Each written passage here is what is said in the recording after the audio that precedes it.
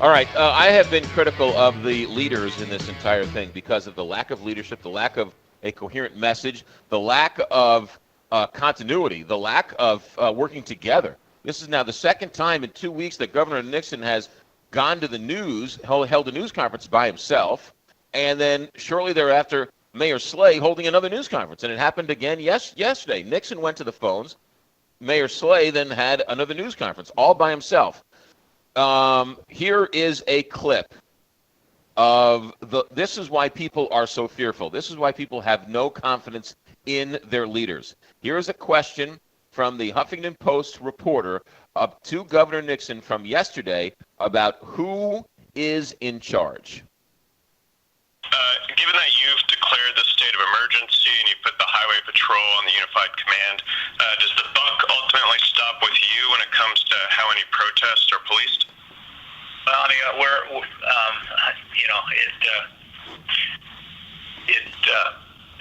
our goal here is to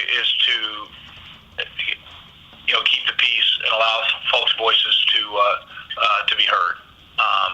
And in that balance, I'm attempting. I am using the resources we have to marshal to be predictable for both those pillars. I don't. I'm more. I just will have to say I don't spend a tremendous amount of time personalizing this vis-a-vis me. I'm trying to make sure that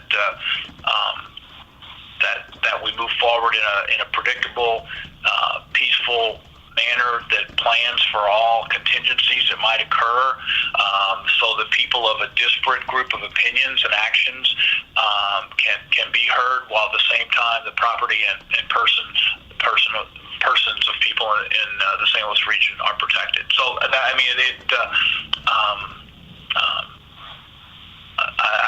prefer not to be a commentator on it. I'm making decisions to make sure that we're all prepared for all contingencies, and I think this is another step, positive, predictable step towards preparing for any contingencies. I guess another way of putting that would be, is there any one official or agency ultimately in charge here in terms of response? Well, I mean, clearly, I feel good about we've worked hard to establish unified command, to outline the responsibilities, and now with the additional assets provided by my order today of the Missouri National Guard, we've worked through a number of operational issues that the folks have, and I'll only say that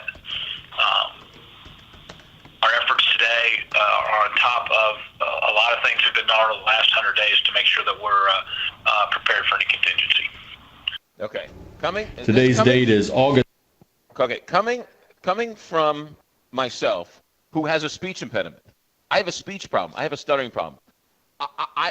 I actually think and I'm not joking here, it sounds like he was held hostage.